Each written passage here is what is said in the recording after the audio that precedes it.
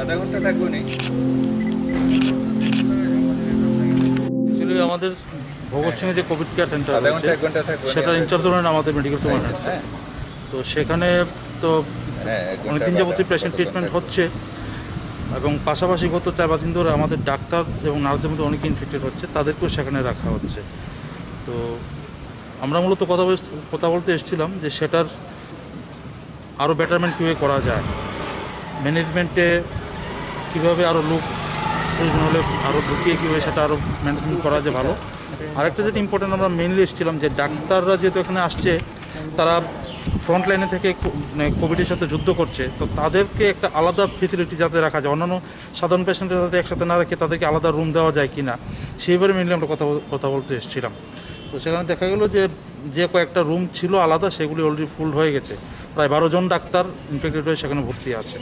তো আজকে কালকে আমরা আশা করছি যে আরও ডাক্তার বা নার্স ইনফেক্টেড হবে, তাদেরকে কোথায় রাখা যায় সেই ব্যাপারে মিলে কথা বলতে এসেছিলাম। তো এমএস স্যার জানালেন সেখানে রুম নেই, তো সে ব্যাপারে আরও ফার্দার আমরা হায়ার অথরিটির সাথে কথা বলবো যে ডাক্তার নার্স বা নন হেলথ ফেসিলিটি যারা আছে, যারা ইনফেক্টেড হচ্ছে, তাদেরকে আলাদা কোনো ট্রিটমেন্ট ফেসিলিটি করা যায় কিনা, এমনি এবার কথা বলতে এসেছিলাম। তিনি কি আশ্বাস দিলেন? তিনি কি না, ওখানে ওনার যে ভগৎ সিং সেটাতে ফুল হয়ে গেছে, আর নেই। কিন্তু ওনার দায়িত্ব তো ওই জায়গায় রোজ ভিজিট, উনি নিজেই তো ভিজিট করে না।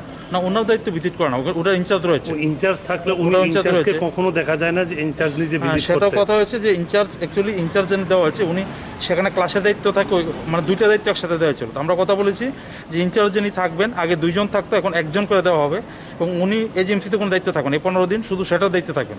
এখানে ওনার ক্লাস নেওয়া বা অন্যান্য ট্রিটমেন্টের যা দায়িত্ব সেটা টোটালি কাট অফ করে এই 15 দিন শুধু ভগৎ সিংয়ের দায়িত্ব থাকবেন, যাতে ওইটা আরও ভালো ম্যানেজমেন্ট করা যায়। তো কাল উনি আমাদের সামনে কোনো কথা বলেছেন, তো আশা করছি এরকমই হবে। একজন ইনচার্জ যিনি থাকবেন, উনি সকাল বিকাল ওইখানে ফিজিক্যালি উপস্থিত থাকবেন। ওনার কাছে এই খবরটা আছে কি গতকালকে রাত্রে থেকে এখনো জল, ওই জায়গাতে কোনো জলের ব্যবস্থা নেই, ওনার কাছে এই খবরটা আছে কি? অ্যাকচুয়ালি জলের ব্যাপারটা উনি জানেন না, আমরা সকালবেলা ইনফরমেশন পেয়েছি, তারপরে কিছুক্ষণ আগে যখন যোগাযোগ করেছি বললো জলের ব্যবস্থা হয়েছে। তো সেটাও কথা হচ্ছে ইনচার্জ যে উনি ফিজিক্যালি যাবেন, আজকেই যাবেন, গিয়ে ওখানে কী অব্যবস্থা রয়েছে সেটা উনি দেখে এমএসকে জানাবেন বললেন। আপনারা যে একটা দাবি রয়েছে ডাক্তারদের আলাদা করে একটা বিষয় রাখার জন্য, সেই বিষয়টা নিয়ে এখন কার সাথে আমরা এখন আমার ডিএইচএস ডিডব্লিউপিএম রয়েছে, ওনাদের সাথে কথা বলে যে সমাধান না হয়, আমরা প্রয়োজন হলে সেক্রেটারির কাছে যাব, প্রয়োজন হলে মিনিস্টারের কাছে যাব, কিন্তু আমরা একটা ইমিডিয়েটলি আমরা একটা ব্যবস্থা করবই।